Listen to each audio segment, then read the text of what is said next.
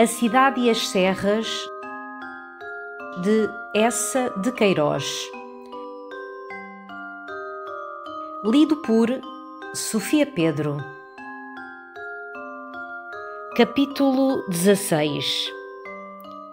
Muitas vezes Jacinto, durante esses anos, falara com prazer no regresso de 2, 3 meses ao 202 para mostrar Paris à prima Joaninha.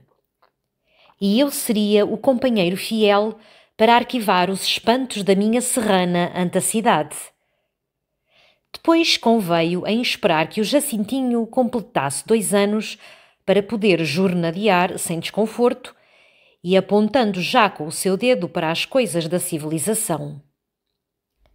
Mas quando ele, em outubro, fez esses 2 anos desejados, a prima Joaninha sentiu uma preguiça imensa, quase aterrada do comboio, do estridor da cidade, do 202 e dos seus esplendores.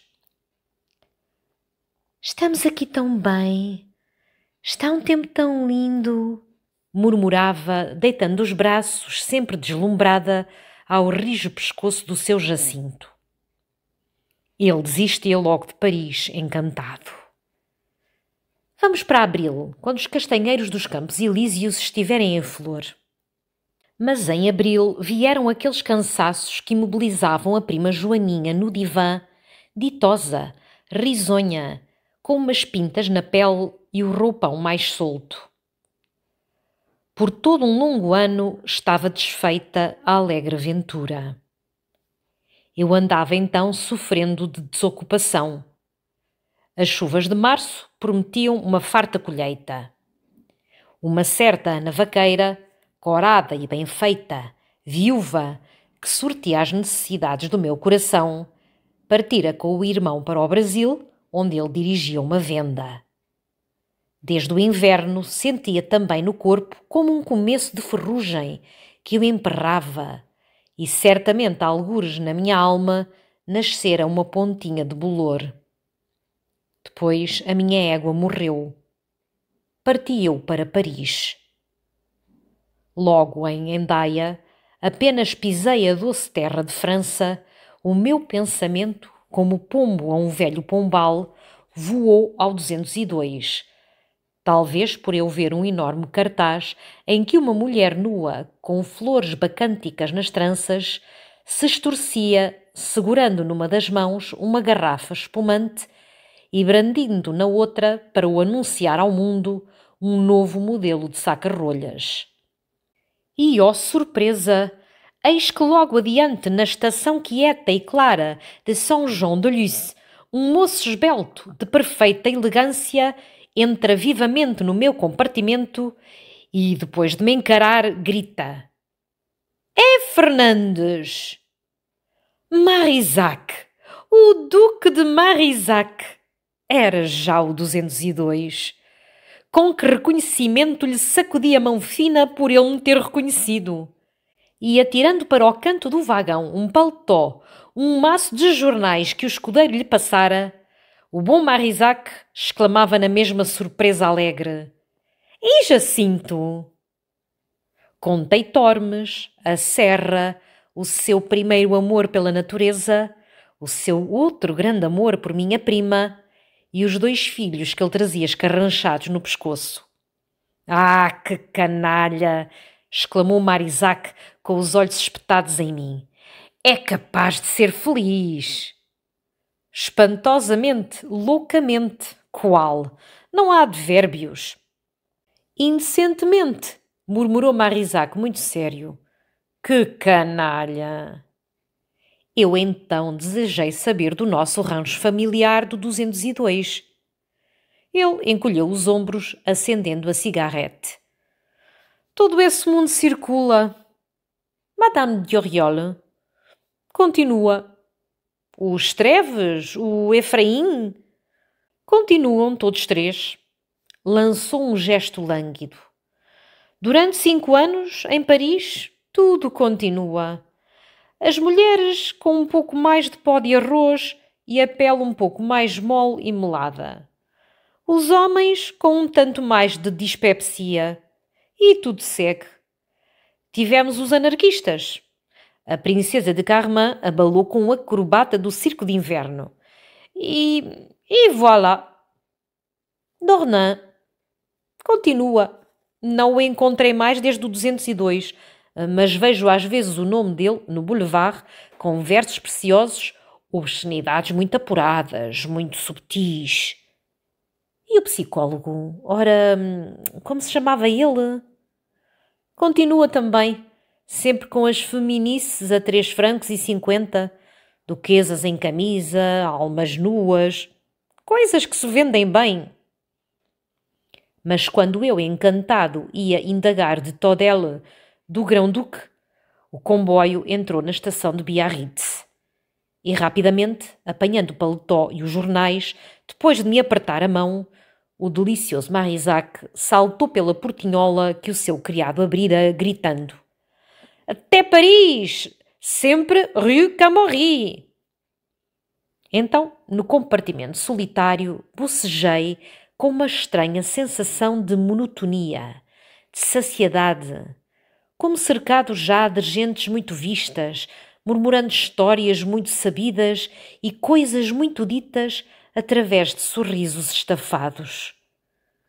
Dos 2 lados do comboio era a longa planície monótona, sem variedade, muito miudamente cultivada, muito miudamente retalhada, de um verde de reseda, verde cinzento e apagado, onde nenhum lampejo, nem tom alegre de flor, nem acidente do solo desmanchavam a mediocridade discreta e ordeira. Pálidos chopos, em arrenques pautados e finos, bordavam canaizinhos muito direitos e claros. Os casais, todos da mesma cor pardacenta, mal se elevavam do sol, mal se destacavam da verdura desbotada, como encolhidos na sua mediocridade e cautela. E o céu, por cima, liso, sem uma nuvem, com um sol descorado, parecia um vasto espelho muito lavado a grande água, até que de todo se lhe safasse o esmalte e o brilho. Adormeci numa doce insipidez. Com que linda manhã de maio entrei em Paris, tão fresca e fina e já macia, que apesar de cansado, mergulhei com repugnância no profundo, sombrio leito do Grand Hotel, todo fechado de espessos veludos, grossos cordões, pesadas borlas, como um palanque de gala. Nessa profunda cova de penas, sonhei que em Tormes se construíra uma torre Eiffel e que em volta dela as senhoras da Serra, as mais respeitáveis, a própria tia Albergaria, dançavam nuas, agitando no ar saca-rolhas imensos. Com as comoções deste pesadelo, e depois o banho e o desembalar da mala, já se acercavam as 2 horas, quando enfim, emergi do grande portão, pisei, ao cabo de 5 anos, o boulevard. E imediatamente me pareceu que todos esses 5 anos eu ali permanecera, à porta do Grand Hotel, tão estafadamente conhecido me era aquele estridente rolar da cidade, e as magras árvores, e as grossas tabuletas, e os imensos chapéus emplumados sobre tranças pintadas de amarelo, e as empertigadas sobre casacas com grossas rosetas da Legião de Honra, e os garotos, em voz rouca e baixa, oferecendo baralhos de cartas obscenas, caixas de fósforos obscenas. Santo Deus, pensei, há que anos eu estou em Paris.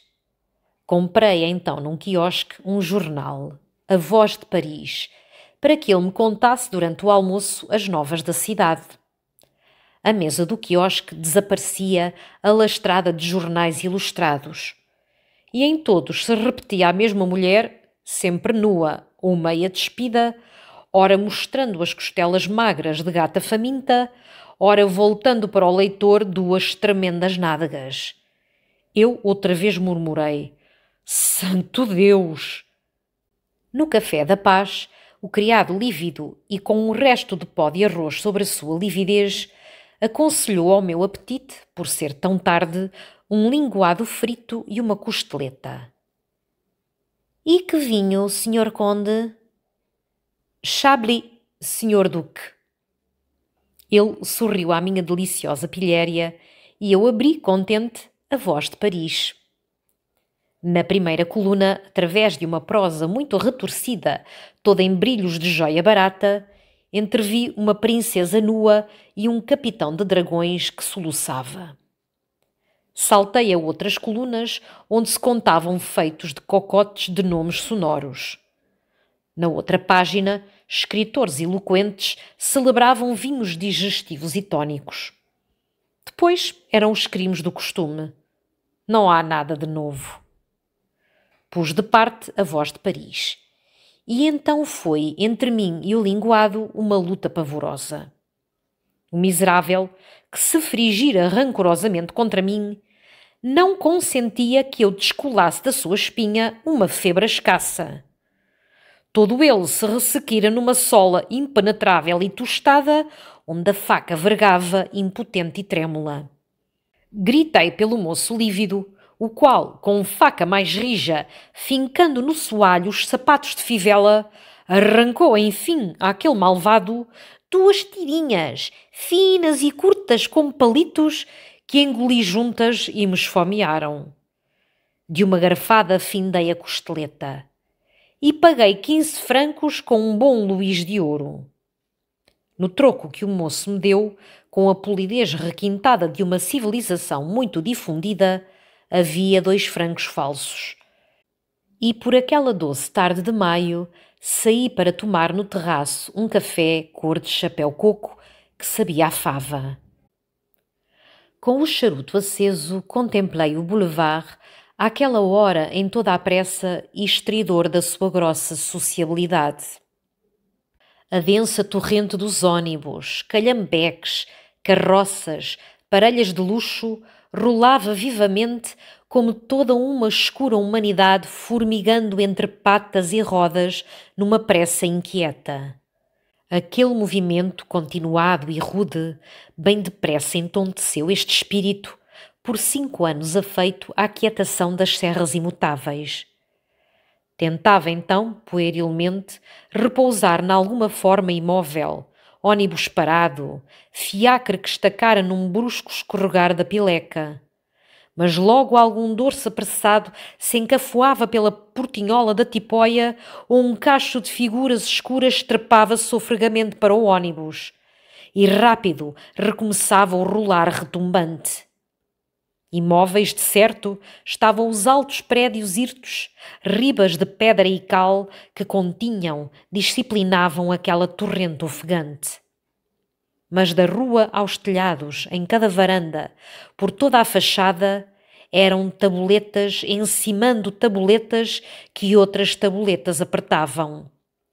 E mais me cansava o perceber a tenaz incessância do trabalho latente, a devorante canseira do lucro, arquejante por trás das frontarias decorosas e mudas.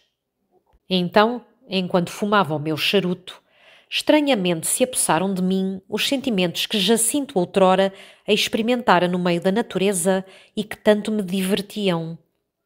Ali, à porta do café, entre a indiferença e a pressa da cidade, também eu senti, como ele no campo, a vaga tristeza da minha fragilidade e da minha solidão.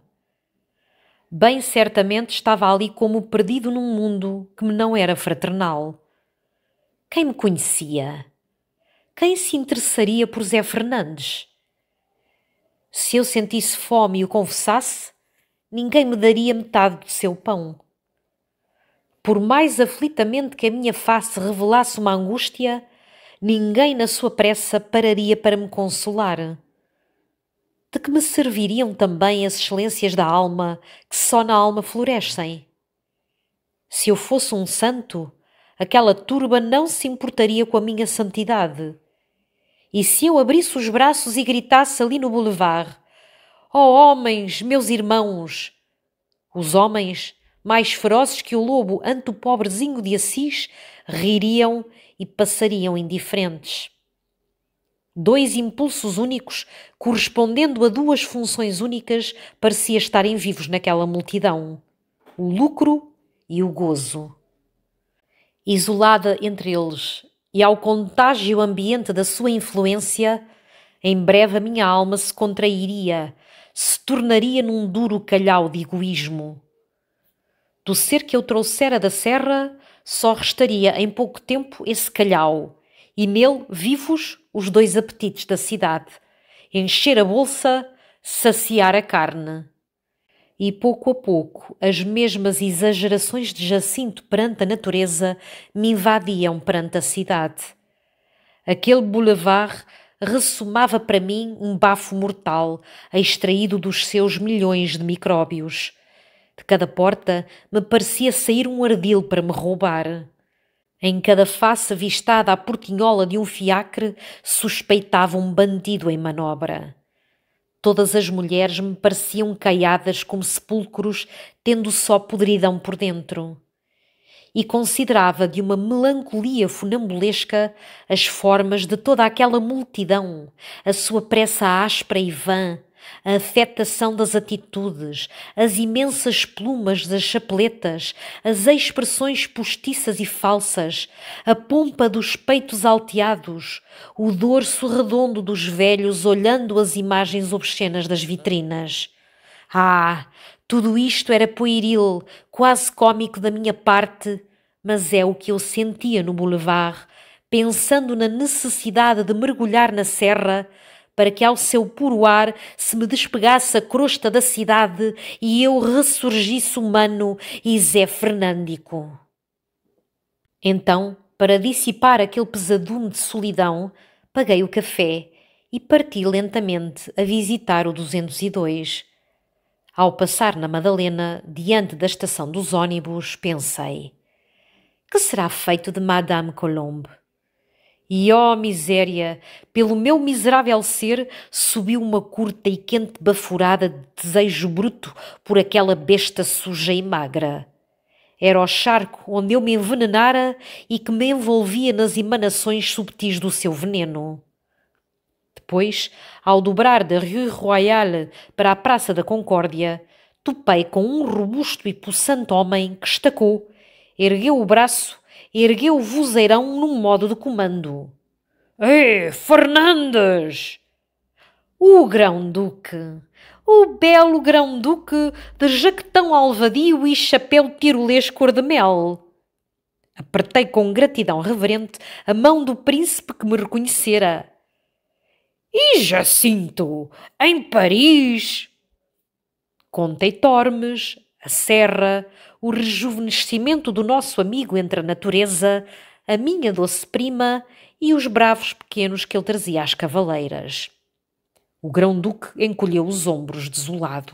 Oh, lá, casado, na aldeia, com filharada, homem perdido, ora não há. E um rapaz útil e que nos divertia e tinha gosto. Aquele jantar cor-de-rosa foi uma festa linda. Não se fez, não se tornou a fazer nada tão brilhante em Paris. E Madame de Auriol ainda há dias a vi no Palácio de Gelo. Potável, mulher ainda muito potável. Não é todavia o meu género. Adocicada, leitosa, pomadada, neve à la vanille. Ora, esse Jacinto... E Vossa Alteza, em Paris, quando mora? O formidável homem baixou a face, franzida e confidencial. Nenhuma. Paris não se aguenta. Está estragado, positivamente estragado. Nem se come. Agora é o Ernest da Praça Gaillon. O Ernest que era maître d'hôtel do maire. Já lá comeu? Um horror. Tudo é o Ernest agora. Onde se come? No Ernest. Qual? Ainda esta manhã lá almocei. Um horror. Uma salada chambord palhada. Indecentemente palhada. Não tem a noção da salada. Paris foi. Teatros, uma estupada. Mulheres, ui, lambidas todas. Não há nada.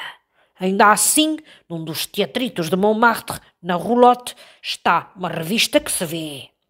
Para cá as mulheres. Engraçada, bem despida. A Celestine tem uma cantiga meio sentimental, meio porca. O amor no water closet, que diverte, tem tupete. Onde está, Fernandes? No Grand Hotel, meu senhor. Que barraca! E o seu rei, sempre bom? Curvei a cabeça. Sua Majestade, bem. Estimo. Pois, Fernandes, tive prazer. Esse Jacinto é que me desola. Vá ver a revista. Boas pernas, a Celestina. E tem graça o tal amor no water closet. Um rigíssimo aperto de mão e Sua Alteza subiu pesadamente para a Vitória, ainda com um aceno amável que me penhorou. Excelente homem este grão-duque. Mais reconciliado com Paris, atravessei para os Campos Elíseos. Em toda a sua nobre e formosa largueza, toda verde, com os castanheiros em flor, corriam, subindo e descendo, velocípedes. Parei a contemplar aquela fialdade nova, estes inumeráveis espinhaços arqueados e gâmbias magras agitando-se desesperadamente sobre duas rodas. Velhos gordos, de cachaço escarlate, pedalavam gordamente. Galfarros esguios, de tíbias descarnadas, fugiam numa linha esfuziada.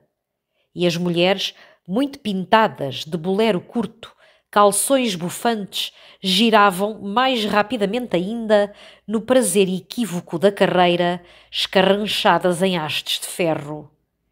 E a cada instante outras medonhas máquinas passavam, vitórias e faetons a vapor, com uma complicação de tubos e caldeiras, torneiras e chaminés, rolando numa trepidação estridente e pesada, espalhando um grosso fedor de petróleo. Segui para o 202, pensando no que diria um grego do tempo de Fídias se visse esta nova beleza e graça do caminhar humano. No 202, o porteiro, o velho Vian, quando me reconheceu, mostrou uma alegria enternecedora. Não se fartou de saber do casamento de Jacinto e daqueles queridos meninos. E era para ele uma felicidade que eu aparecesse justamente quando tudo se andara limpando para a entrada da primavera. Quando penetrei na amada casa, senti mais vivamente a minha solidão. Não restava em toda ela nenhum dos costumados aspectos que fizessem reviver a velha camaradagem com o meu príncipe. Logo na antecâmara, grandes lonas cobriam as tapeçarias heróicas e igual lona parda escondia os estofos das cadeiras e dos muros e as largas estantes de ébano da biblioteca, onde os 30.000 volumes nobremente enfileirados como doutores num concílio pareciam separados do mundo por aquele pano que sobre eles descera depois de finda a comédia da sua força e da sua autoridade. No gabinete de Jacinto, de sobre a mesa de escrita, desaparecera aquela confusão de instrumentozinhos de que eu perdera já a memória. E só a mecânica sumptuosa, por sobre pianhas e pedestais, recentemente espanejada, reluzia com as suas engrenagens, tubos, rodas, rigidezas de metais, de uma frieza inerte na inatividade definitiva das coisas desusadas, como já dispostas no museu para exemplificar a instrumentação caduca de um mundo passado. Tentei mover o telefone, que se não moveu. A mola da eletricidade não acendeu nenhum lume. Todas as forças universais tinham abandonado o serviço do 202 como servos despedidos. E então, passeando através das salas, realmente me pareceu que percorria um museu de antiguidades e que mais tarde outros homens, com uma compreensão mais pura e exata da vida e da felicidade, percorreriam como eu longas salas atulhadas com os instrumentos da supercivilização e, como eu, encolheriam desdenhosamente os ombros ante a grande ilusão que findara, agora para sempre inútil, arrumada como um lixo histórico, guardado debaixo da lona. Quando saí do 202, tomei um fiacre, subi ao bosque de Bolonha. E apenas rolara momentos pela Avenida das Acácias, no silêncio decoroso, unicamente cortado pelo tilintar dos freios e pelas rodas vagarosas esmagando a areia, comecei a reconhecer as velhas figuras, sempre com o mesmo sorriso, o mesmo pó de arroz, as mesmas pálpebras amortecidas, os mesmos olhos farejantes, a mesma imobilidade de cera. O romancista da couraça passou numa vitória, fixou em mim o monóculo defumado, mas permaneceu indiferente. Os bandós negros de Madame Vergane, tapando-lhe as orelhas, pareciam ainda mais furiosamente negros entre a harmonia de todo o branco que a vestia, chapéu, plumas, flores, rendas e corpete, onde o seu peito imenso se empolava como uma onda. No passeio, sob as acácias, espapado em duas cadeiras, o diretor do boulevard mamava o resto do seu charuto. E num grande landau, Madame de Trèves continuava o seu sorriso de há 5 anos, com 2 pregazinhas mais moles aos cantos dos lábios secos. Abalei para o Grand Hotel, bocejando, como outrora Jacinto. E findei o meu dia de Paris no Teatro das Variedades, estonteado com uma comédia muito fina, muito aclamada, toda faiscante do mais vivo parisianismo, em que todo o enredo se enrodilhava à volta de uma cama, onde alternadamente se espojavam mulheres em camisa, sujeitos gordos em cerolas, um coronel com papas de linhaça nas nádegas, cozinheiras de meias de seda bordadas e ainda mais gente ruidosa e saltitante a esfuziar de cio e de pilhéria. Tomei um chá melancólico no Julien, no meio de um áspero e lúgubre namoro de prostitutas fariscando a presa. Em 2 delas, de pele oleosa e cobreada, olhos oblíquos, cabelos duros e negros como crinas, senti o Oriente, a sua provocação felina. Interroguei o criado, um medonho ser, de uma obesidade balofa e lívida de eunuco. O monstro explicou numa voz roufanha e surda. Mulheres de Madagascar foram importadas quando a França ocupou a ilha. Arrastei então por Paris dias de imenso tédio. Ao longo do boulevard, revi nas vitrinas todo o luxo que já me enfartara havia 5 anos, sem uma graça nova, uma curta frescura de invenção.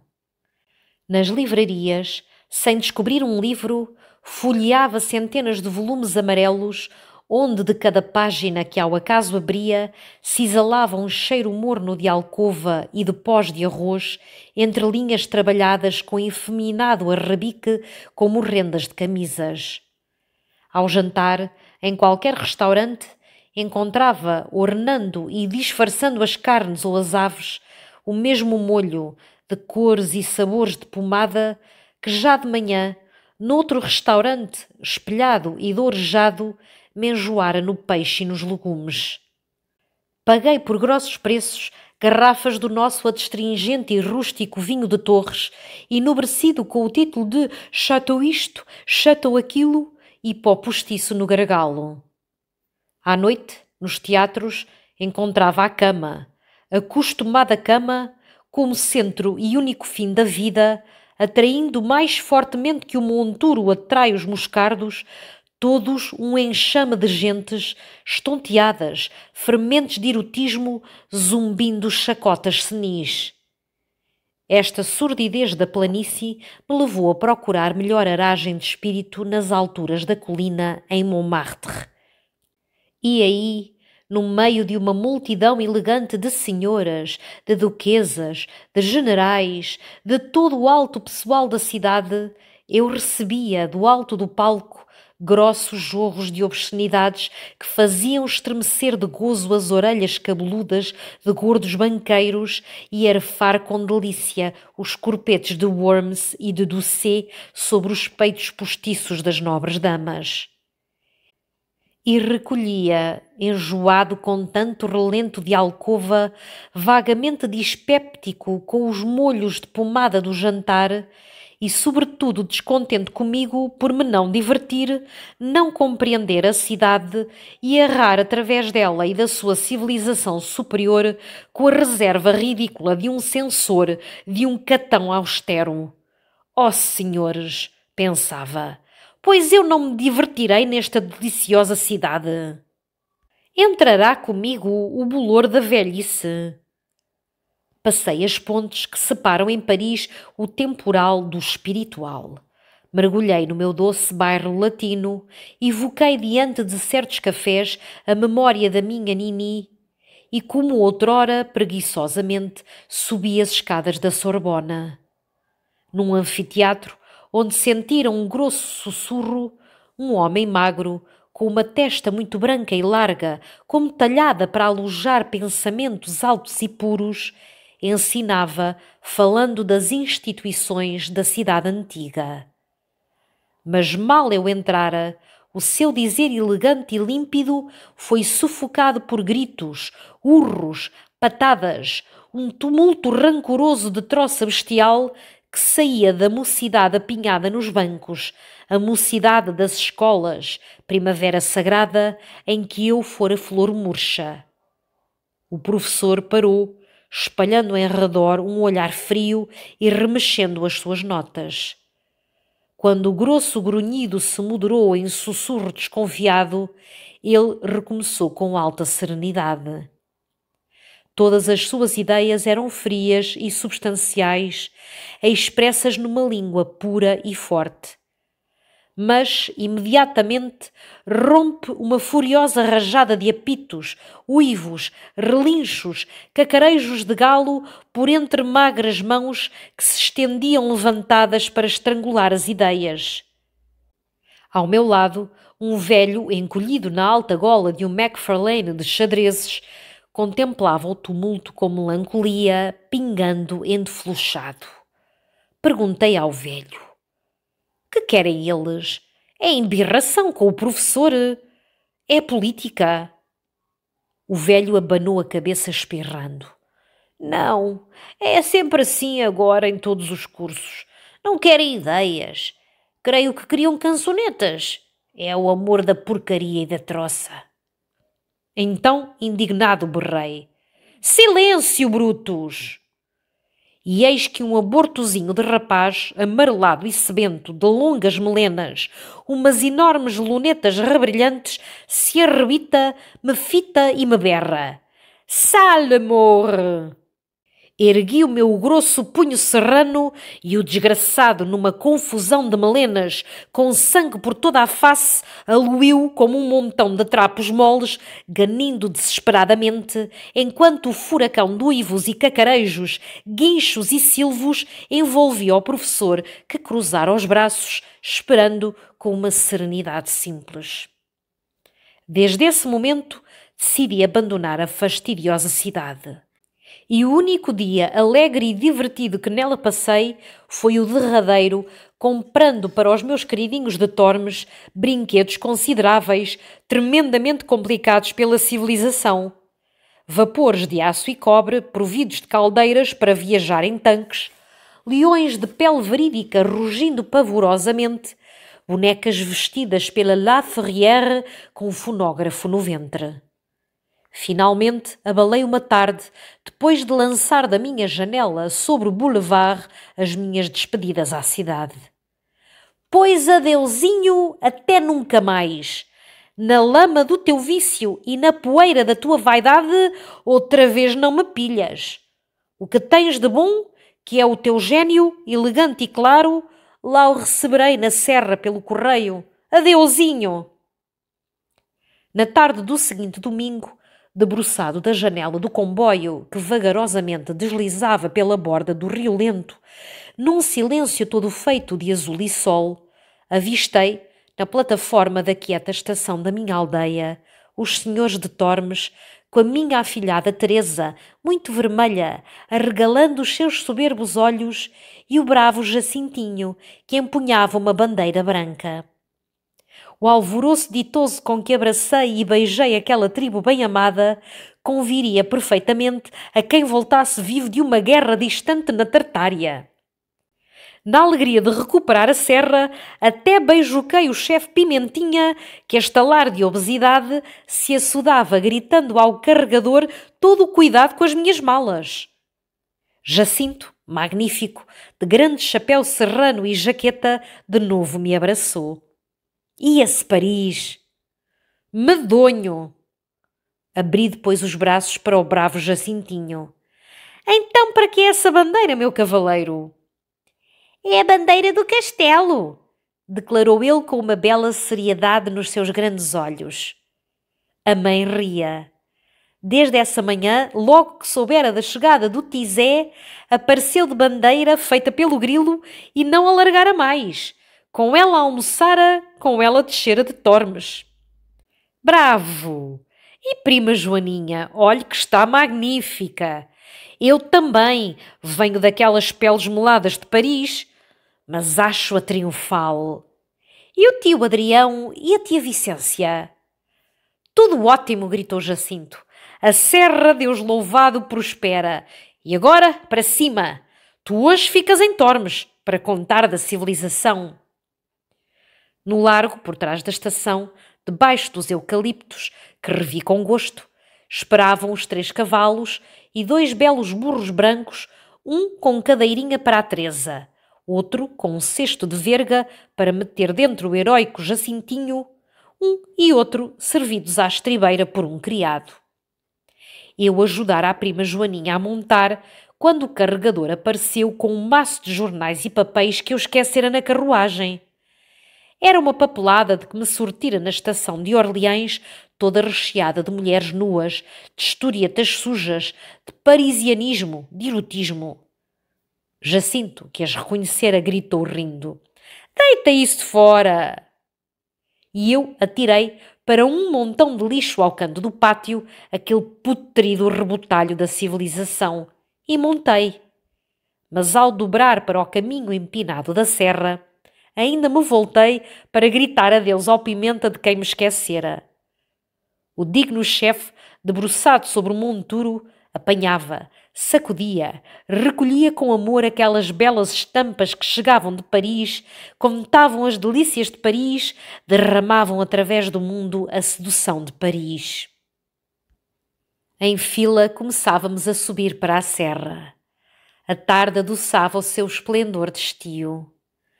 Uma aragem trazia como ofertados perfumes das flores silvestres. As ramagens moviam com um aceno de doce acolhimento as suas folhas vivas e reluzentes. Toda a passarinhada cantava num alvoroço de alegria e de louvor.